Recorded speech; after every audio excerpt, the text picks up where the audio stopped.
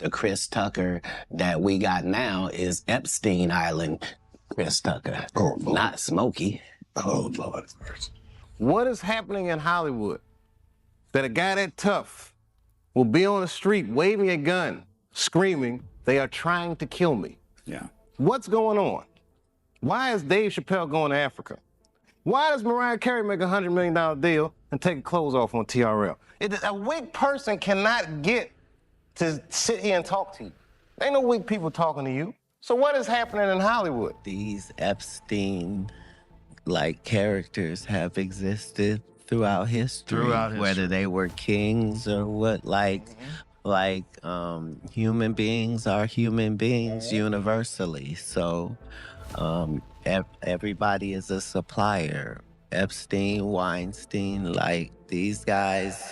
Moment those trending files were released to the public, something in Hollywood noticeably shifted as millions of documents, thousands of images, and hundreds of videos were made available by the Department of Justice after years of legal pressure and a formal congressional order. And almost on cue, a certain type of celebrity seemed to disappear, not officially retired and not on any known vacation, but suddenly and very noticeably unavailable in a way that caught people's attention. And here is where things get interesting, because Katt Williams and Dave Chappelle had been speaking for years about how Hollywood really operates, not in vague or general statements, but in very direct ways, where they mentioned specific names, explained systems, and pointed out patterns the industry would rather keep hidden from public view. And when those interviews and stand-up moments first came out, many people dismissed them as just two comedians sharing strong opinions, which is something audiences are used to hearing. But then the documents were released, and things began to change as executives started stepping back from the spotlight. Agency clients quietly cut ties, and major business deals began to slow down or disappear entirely. And suddenly Williams and Chappelle no longer seemed like entertainers just talking. They started to look like two individuals who had been paying very close attention all along and were now being taken more seriously. And before diving into why certain figures went quiet, it is important to understand how major this document release actually was, because in December 2025, the U.S. Department of Justice released an initial batch of records connected to Jeffrey Epstein's case, which included photographs, investigation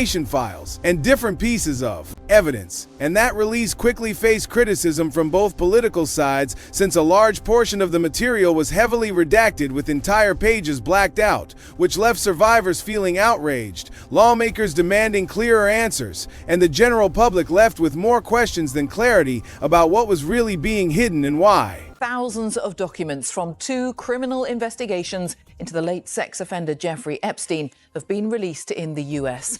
Among the files are details of Epstein's contacts book, which offers a glimpse into the sheer number of his wealthy and powerful associates. Today is the legal deadline for the Justice Department to make the information public, although the Deputy Attorney General said earlier that not everything will be released in time to meet that deadline. Let's go straight to our correspondent, Tom Bateman, who is in Washington tonight. The scale of this release, Tom, is huge. What are we learning so far? Well, this is a case, Jane, remember, that has convulsed the political system here in Washington. And the release of these files have been demanded by Congress, who in the end forced the hand of President Trump to create this legal deadline today. Now, we were expecting the files to be released around 8 p.m. UK time. In the end, they were a little over an hour late. And this is a vast trove of information. They've been released on the Department of Justice's website, categorized into former investigative records, files themselves that the Department of Justice had been looking into, now made public, and many, many new photographs. The files include pictures of Bill Clinton, here appearing to be in a hot tub and in a swimming pool. The images are undated and without a clear location, but they are in a batch that appear to show Epstein in a series of foreign locations.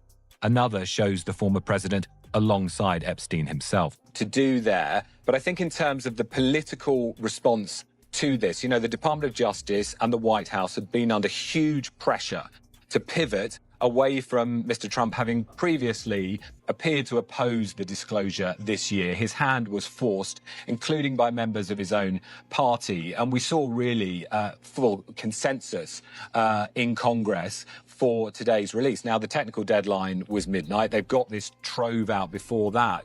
But we heard from the Department of Justice earlier today that many, many more hundreds of thousands of pages of files will still be released in the coming weeks. Now, that has already got Democrats on the House committee that had helped pressure this situation pretty angry, because they regard this as not being enough already, and they've been saying that in the run-up to it today.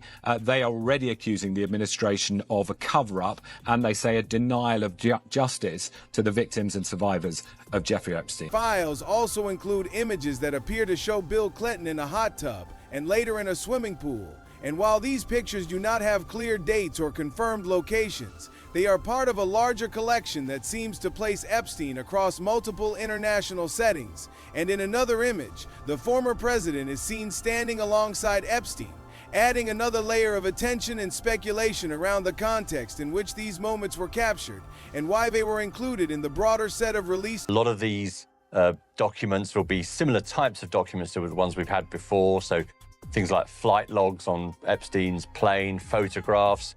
There are videos as well. Interestingly, which I don't think was true before Christmas, you had to sign a waiver to look at these documents, a kind of age-related waiver, which suggests that there may be some material in there that they believe could be, difficult or unsuitable for children to look at. And he did mention in his press conference, Todd Blanche, that that some of the material might be pornographic. We don't know to what degree that would be redacted. Certainly he's redacted, or they're redacting all the pictures of women in these files, but they've also said there could be mistakes because of the sheer amount of material, and they have this email address where people who feel their images or their material has been released erroneously can kind of email in. So it'll take a long time to assess the nature of this dump. It does comply finally with the bill that was passed in Congress. It's late, but it does comply. There is a small number of documents that may still be being held back at the moment in the Southern District of New York. That seems to be related to a particular court order there. And I think people will just start trawling through to see if there's anything new. It's worth pointing out that as far as we know, there are no active criminal investigations into others in terms of Epstein, and who's dead, of course, and Ghislaine Maxwell, his co-conspirator, who's in prison. We don't know of any other investigations relating to his activities. And in terms of President Trump and other high-profile figures, none of the victims have ever made an accusation against Donald Trump, nor Bill Clinton, indeed, who has featured heavily in some of the previous releases. Yes, and we heard within that news conference, Todd Blanche say they rejected really, really strongly, the Attorney General and himself, that they don't take child trafficking seriously. You mentioned the president at a different stage. He also said, we did not protect Donald Trump in the release of the Epstein files. So cutting to obviously some of the accusations that have been made over the years, despite no evidence being put forward. That's right. And in some of those documents that came out in that big dump, these things happened on Fridays. It happened on the Friday before Christmas. We've got a Friday today. And then the other big one where I was involved was 2 days before Christmas, the day before Christmas Eve. That was the one that contained suggestions by some agents who were investigating Epstein that Donald Trump, the president, had been on Epstein's plane more than had previously been thought back in the 90s. Again, no allegation attaching to that, certainly by the investigators in that document. And also those documents before Christmas indicating that there were others. Came January 30th, 2026, the moment when the Department of Justice released more than 3 million pages of records, including emails, photographs, and video material. And this was the release that truly shifted the atmosphere in Hollywood as names started showing up in contact logs and long email chains involving musicians, executives, directors, financiers, and many other figures connected to the wider entertainment industry. And to be clear, simply appearing in these records does not mean a person committed any crime, and the Justice Department itself stated that there is no confirmed official client list. But even so, being mentioned in files linked to someone convicted of extremely serious offenses still carries a certain level of weight in public attention, regardless of whether any wrongdoing is proven or not. The thing with Dallon that made him such a meme towards, I feel like Dave Chappelle owe him a check, is because when Dave Chappelle did the Dallon situation, I feel like Dave Chappelle should have gave that boy a check, because that Dallon skit that Dave Chappelle did actually helped blow Dave Chappelle up. 100%, no matter how that sounds. And I was the reason, Chopper, they'll tell you, why we even did the Chappelle show. Is because the first, I think it's the first season of Making the Band, it came out, and the Dave Chappelle show came out. Like, I like comedy, me, you dig? I can lay back and watch comedy all day and night. Corey Mahokam and all them people, I can watch them all night. I seen the Dave Chappelle show come out, and when we came back for season 2, I was just telling them, like, y'all gotta watch this Dave Chappelle, and everybody looked at me weird. But the publicist, who was actually Keith Murray, either baby mama or wife or something, she was actually our publicist. And she was like, he is funny, isn't he? I was like, yeah, you should get it. You should try to contact him. And next thing you know, she contacted him and he came to the house, and that's how we ended up doing the Dave Chappelle skit. Thanks, Chop. Motherfucker. So that's what it was then. That's the reason why Dallon wasn't showing up to the meetings and all that. Yes, that's exactly why. Dallon ain't show up because he felt like he can do better by himself. He already had the fame and the popularity. So why not? You dig? And to me, honestly, I should have done the same. My old young, dumb duck ass. I guess that's why when they say 18 and over, you should probably be 18 and over, because my young dumb ass ain't know no better.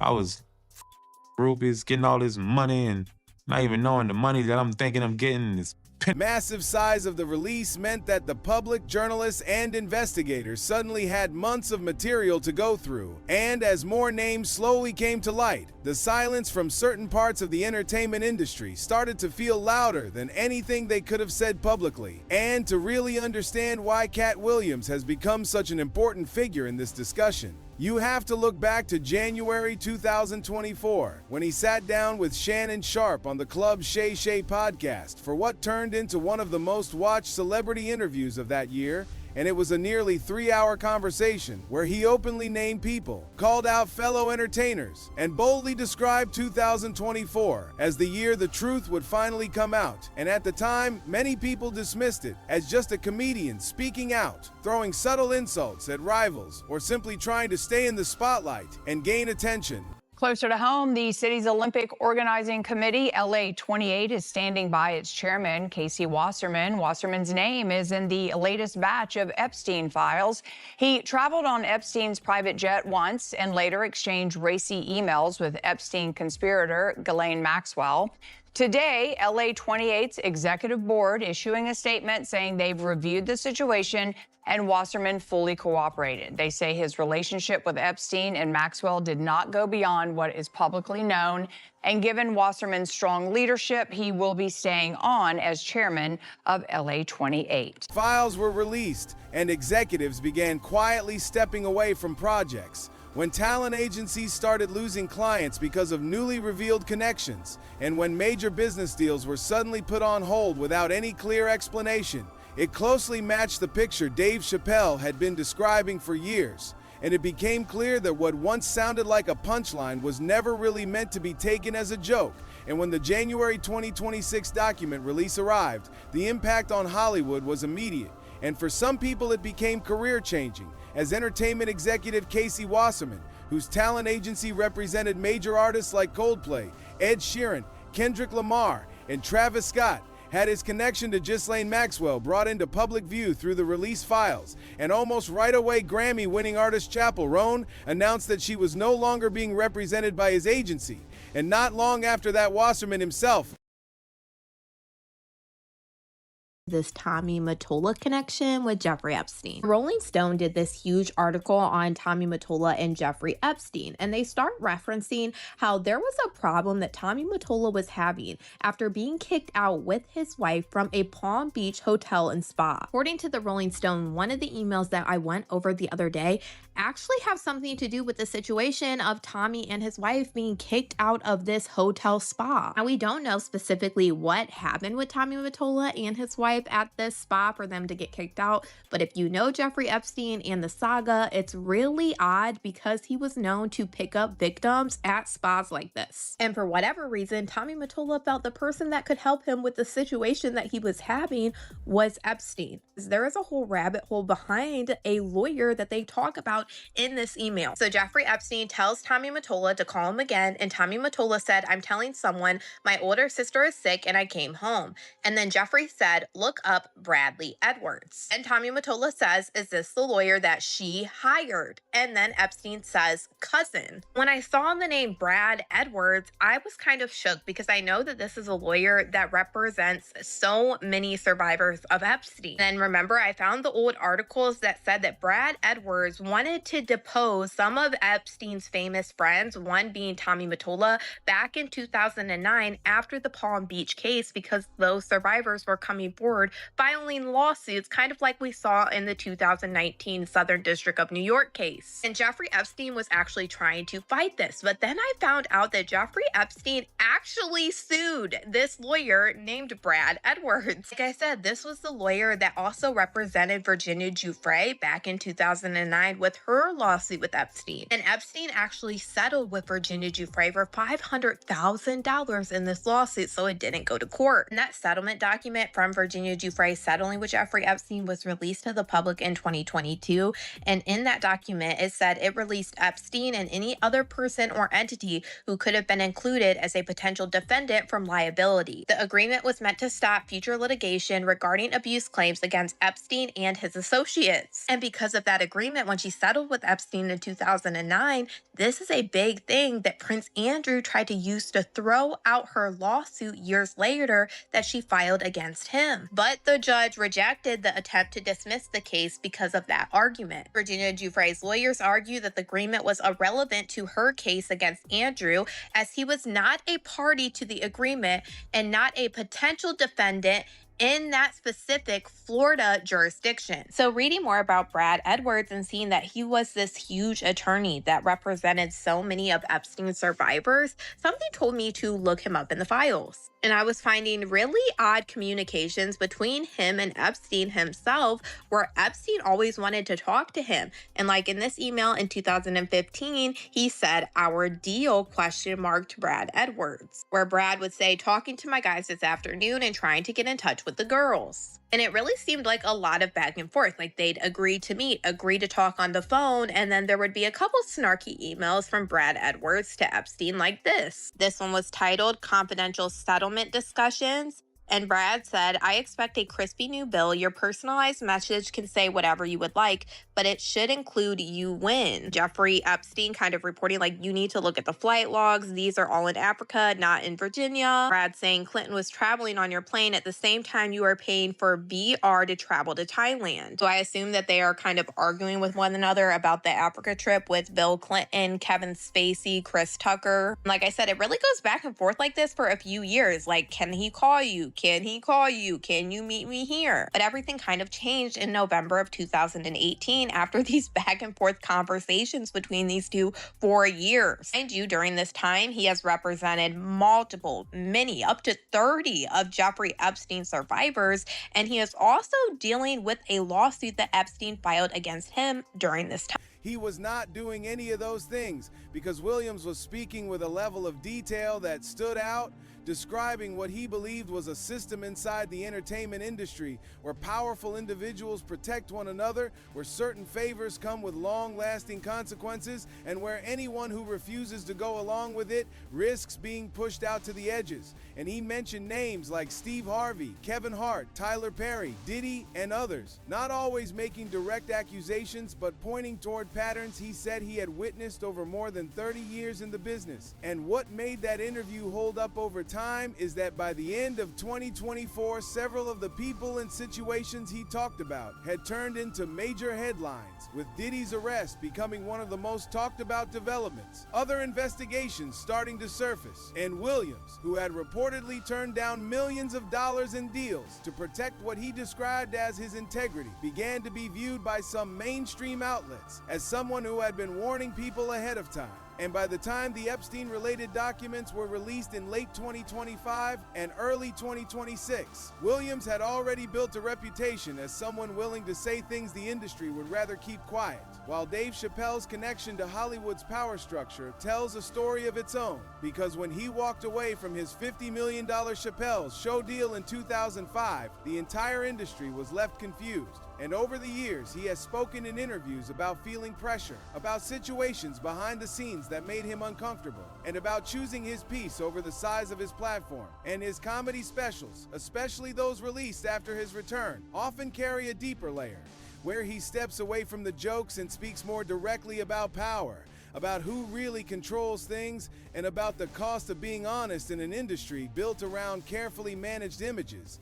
And his December 2025 surprise Netflix special, The Unstoppable, touched on Diddy's sentencing, along with wider themes of accountability and entertainment, which led the internet to quickly start comparing his past statements with the latest headlines. And what ties Chappelle to this moment is not that he predicted exact events, but that he described the culture in a way that now feels more accurate, where certain relationships open specific doors, and where the true nature of those relationships is rarely talked about openly in public conversations. Jeffrey Epstein does settle with Brad Edwards. Mind you, he settles literally right before this is supposed to go to trial. And during this defamation lawsuit that Epstein filed against this lawyer, tons of women were going to come and testify against Epstein because Epstein sued Brad Edwards for trying to add his rich friends into being deposed in some of these women's lawsuits. Not about anything criminal, but about being around Epstein a lot, according to these survivors or victims. Some of these now women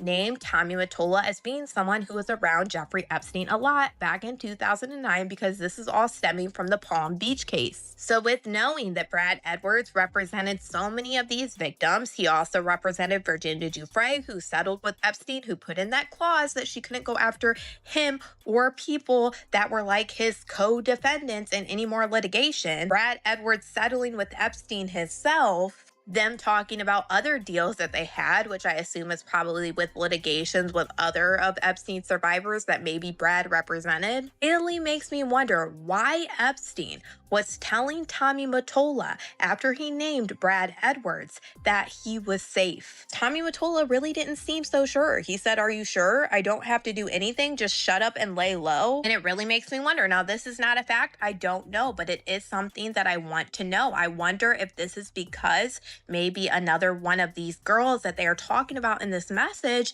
did a settlement like Virginia Giuffre, where it says that they cannot go after anybody else. We know when Prince Andrew tried to use that clause against Virginia, that she couldn't go after any co-conspirators of Epstein because of that settlement that she did with Epstein.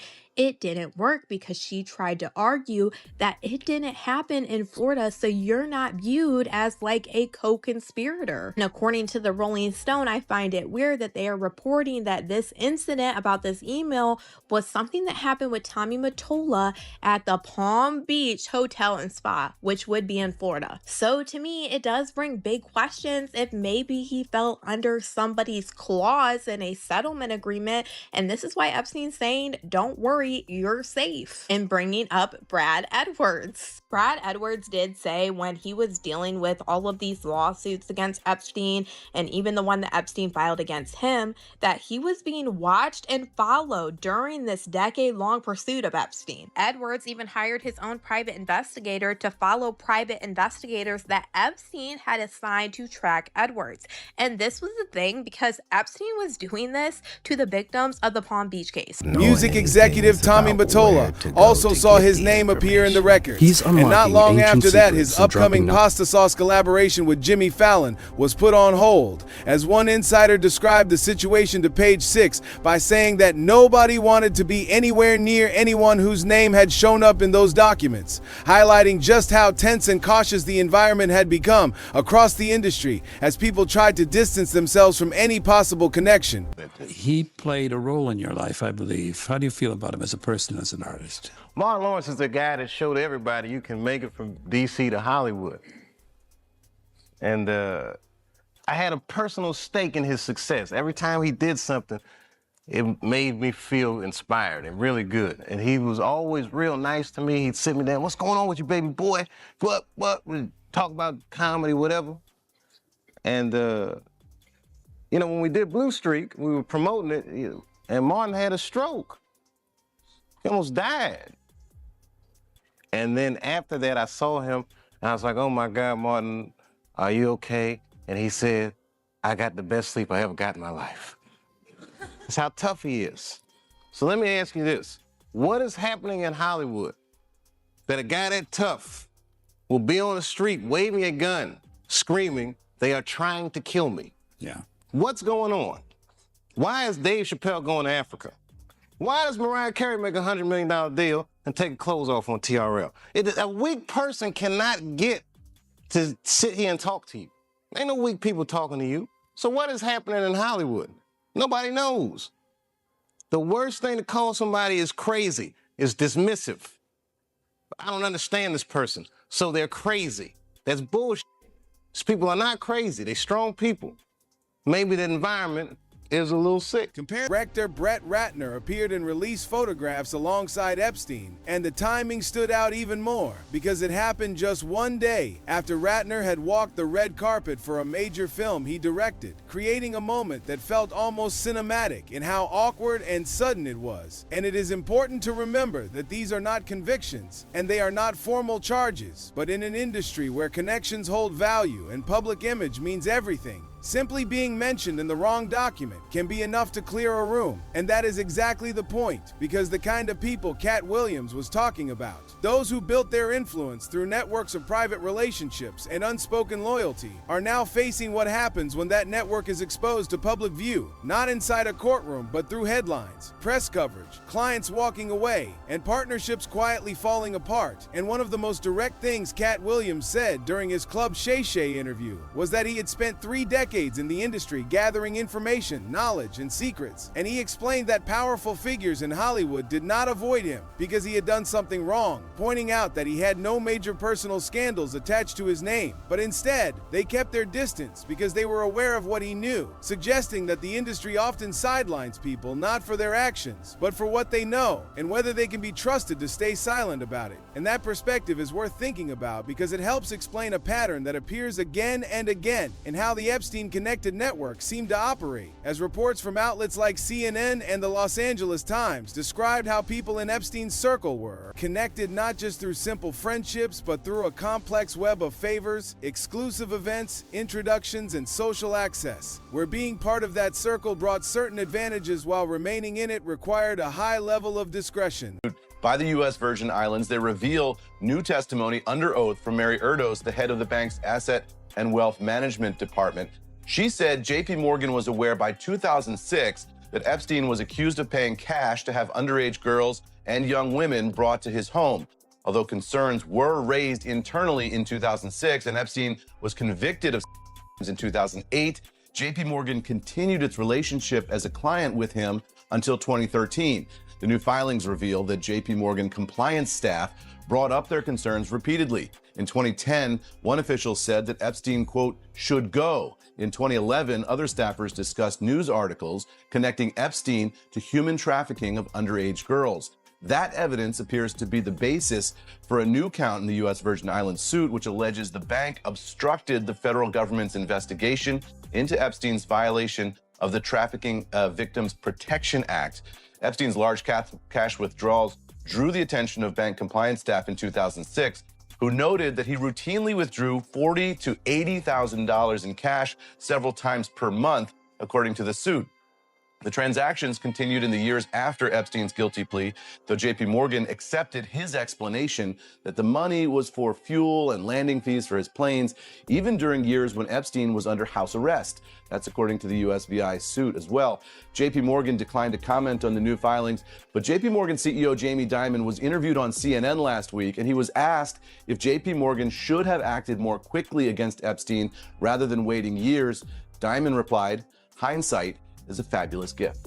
And for the first time, the names connected to that network are not just rumors, because they now appear in index records, emails, and photographs with verified timestamps. And for Katt Williams and Dave Chappelle, this is not something they have ever framed as a victory lap, even though it does change how people interpret what they said, since statements that were once dismissed as exaggerated or paranoid now feel different when there is a documented paper trail sitting inside a Department of Justice database, and the culture is being pushed to look at itself more honestly, possibly for the first time in a long while, with some people trying to confront that reality directly while others are simply waiting for the attention to fade. And history often ends up favoring those who spoke early, rather than those who waited to see which way things would go before speaking at all. Especially when you consider that two comedians spent years describing a version of Hollywood built on secrecy, mutual protection, and quiet exchanges of access for loyalty. And at the time, most of the public treated it as entertainment and moved on. But then a long chain of legal actions, document releases, and Department of Justice disclosures followed. And suddenly the picture they had described began to look less like comedy. Are there things to look out for, do you feel like? There wasn't for me, because I knew I wasn't going to take it, but I did want to get offered. Yeah. You know what I mean? And most of the stuff I wouldn't have believed until I had to get to a certain level to get to see the proof, you know? Yep. And that's the majority of people out there. What he's speaking about is this larger kind of notion of a lot of people can't even fathom, can't even imagine just how absolutely awful some of the upper echelons of our society, of Hollywood, of Washington, D.C. actually are, because they're not capable of committing these actions, so they're not capable of really thinking about it or pondering about it. But once you kind of delve into the mind of the larger kind of sociopathic mind, that of course is encompassed in Washington, D.C., which per capita has the most amount of sociopaths than anywhere else in the world, you do see a larger kind of perspective of just how wild things could get, especially when you have individuals that are just granted so much power, so much money, so much influence, and they just kind of start acting in some of the strangest, most destructive, most nastiest ways. You know what I mean? So I was as shocked as anybody about how powerful Harvey Weinstein was at the time that I was meeting with him, and how he could not be told no. Yep. As of course, these individuals literally thought that they were gods. And when you start looking into the Harvey Weinstein story, sure, he's in jail right now. Sure, he's complaining about the conditions. Sure, he's saying, hey, Judge, I can't last anymore in Rikers. When you look at how he was able to influence people, buy people, and essentially be able to control people, you see this larger kind of sinister network as soon as you step back showing, holy cow, wow. You're dealing with someone with huge amounts of influence that, of course, allows him to do whatever he wants, when he wants, with the full backing and support of local law enforcement, federal enforcement, as, of course, the intel agencies played a major role in here and knew everything that was going on here, since, of course, many celebrities were even warning about it and no one was listening to them. That he get whatever he want. You follow what I'm saying? They'll figure out some way. Right. So I thought that didn't apply to me because I don't care about nothing but good business, right? Yeah. And then he offered me 2 actresses like they was playing cards. And I was like, what?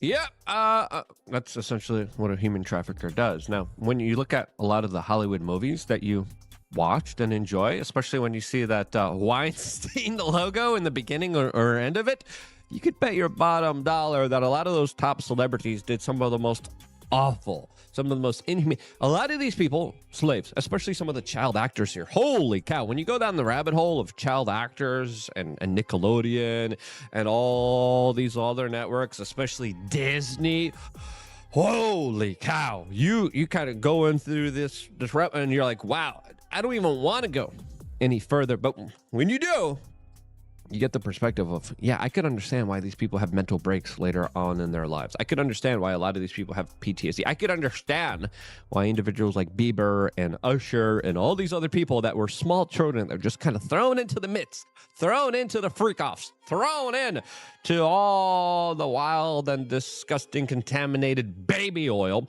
You start to realize, whoa! Names in the files are not all criminals, and simply appearing in a contact book is not the same as being convicted of anything. But the pattern of who stayed loud and who went quiet after the release still tells its own story. As business deals were paused, agencies were sold, artists cut ties, and statements were carefully issued through lawyers. While through all of it, the people who had already been speaking openly for years continued to speak. And Katt Williams had called it the age of truth back in 2024. Although it turns out that truth does not always arrive on a fixed timeline, but when it does arrive, it often comes all at once and tends to confront the people who were least prepared for it. And the question now is not simply whether people in powerful positions knew more than they should have, but how many more documents are still out there waiting to be examined. And let us know what you think in the comments below. And until then, fam, keep it real.